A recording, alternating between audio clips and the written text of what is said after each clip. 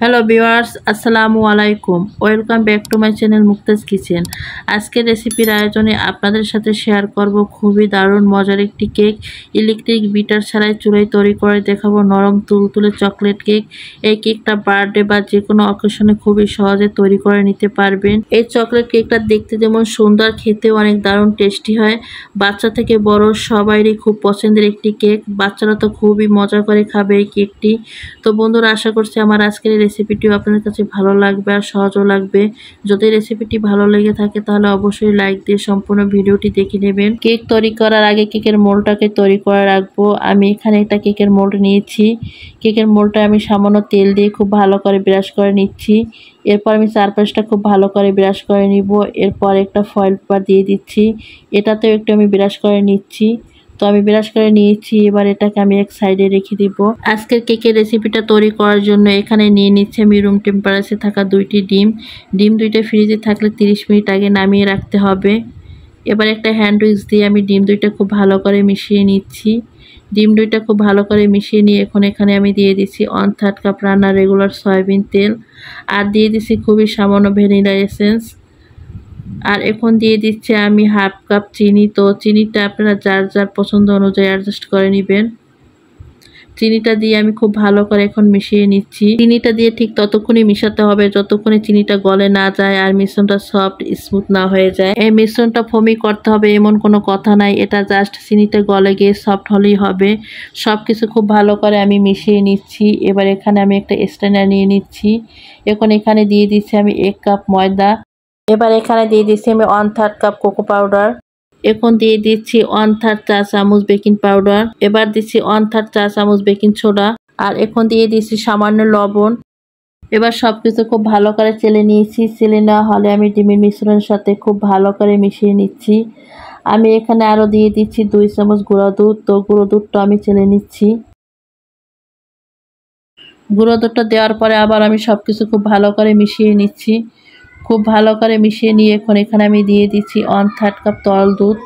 তো তরল দুধটা প্রথমে আমি অল্প করে দিয়ে নিচ্ছি। তারপরে এখন আমি আবার ভালো করে মিশিয়ে নিচ্ছি দুধটা দিয়ে। মিশিয়ে নেওয়ার পরে এখন যে বাকি দুধটা ছিল সেটা আমি দিয়ে নিচ্ছি। এবার আবারও কেকের মিশ্রণটা আমি খুব ভালো করে মিশিয়ে নিচ্ছি।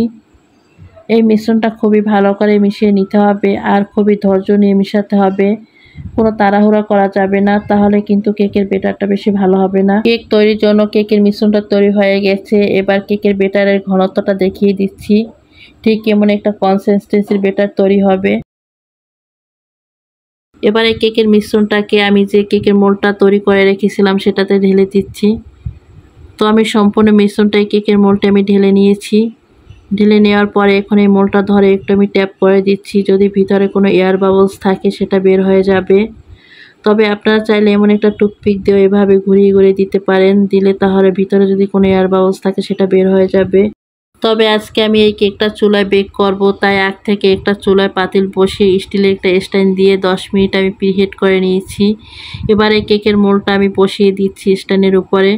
স্ট্যান্ডের উপরে বসিয়ে দিয়ে আমি ঢাকনা দিয়ে ঢেকে চুলার আঁচটা লোতে রেখে ঠিক 40 মিনিট বেক করে নেব।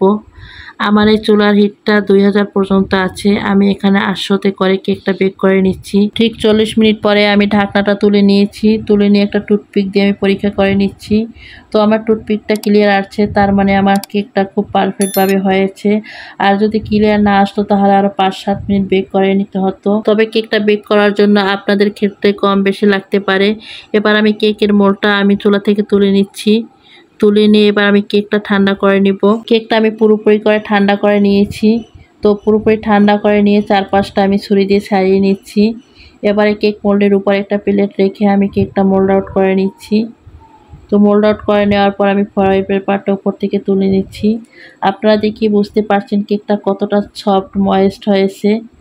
এবার এটা একটা আমি সাইডে রেখে দিব। তারপর আমি চকলেট গানাশটা তৈরি করে নিব। চুলে একটা পাতিল বসিয়ে আমি পানি গরম করে নিয়েছি। এখন এর ভিতরে আমি একটা স্টিলের বাটি বসিয়ে দিচ্ছি। দিয়ে এর ভিতরে আমি দিয়ে দিচ্ছি ডেইরি মিল্ক চকলেট।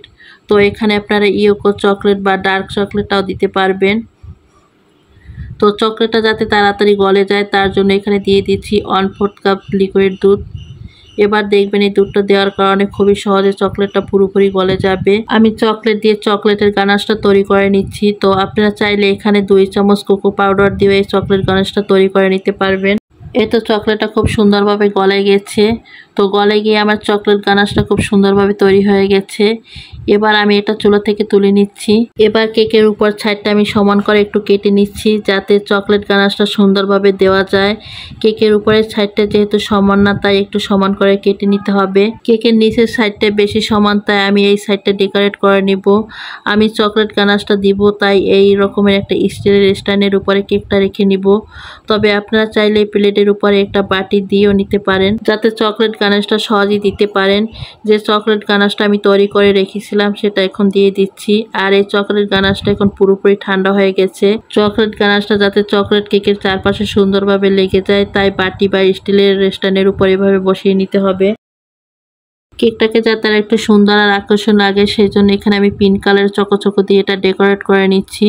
তো আপনারা চাইলে এখানে ডেইরি মিল্কের যে সসটা পাওয়া যায় সেটা দিয়ে আপনি এটা সাজিয়ে নিতে পারেন। তো ডেইরি মিল্কের সসটা বলের মতো দেখতে হয়। আমি এখানে চকো দিয়ে এটা ডেকোরেট করে নিয়েছি। তো আপনারা আপনাদের ইচ্ছা মতো বা চয়েস মতো যে কোনো কিছু দিয়ে ডেকোরেট করে নিতে পারেন, এটা পুরোপুরি অপশনাল। তো এটা ডেকোরেট করার পর এটা স্ট্যান্ডার থেকে তুলে নিয়ে আমি অন্য একটা পাত্রে রেখে নিচ্ছি। এই তো খুবই সহজে তৈরি হয়ে গেল খুবই সফট নরম তুলতুলে চকলেট কেক। কেকটা দেখতে যেমন সুন্দর খেতে দারুণ মজার হয়। তো আমি এই কেকটা এখন কেটে আপনাদের সাথে শেয়ার করে নিচ্ছি। কেকটা কতটা সফট নরম তুলতুলে আর ময়েস্ট হয়েছে সেটা আপনারা দেখেই বুঝতে পারছেন। বার্থডে কেক বা যে কোনো অকেশনে আপনারা এরকমের কেকটা তৈরি করে নিতে পারেন। এই তো আমি কেকটা খুব সুন্দরভাবে কেটে নিয়েছি। আর কেকের পিসটা দেখার পর কি আপনাদের মনে হচ্ছে না এটা কতটা সফট নরম আর ময়েস্ট হয়েছে? তো বন্ধুরা, আশা করি আমার আজকের এই চকলেট কেকের রেসিপিটা আপনাদের কাছে ভালো লেগেছে। যদি আপনাদের কাছে এই কেকের রেসিপিটা ভালো লেগে থাকে তাহলে অবশ্যই কমেন্ট করে জানাবেন।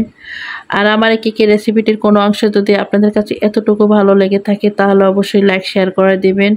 আমার চ্যানেলটি যদি সাবস্ক্রাইব করে না থাকেন অবশ্যই সাবস্ক্রাইব করে আমার পাশেই থেকে যাবেন। তো বন্ধুরা, আজকে এ পর্যন্তই। সবাই ভালো থাকবেন, সুস্থ থাকবেন, সবাই সবার জন্য দোয়া করবেন। আল্লাহ হাফেজ।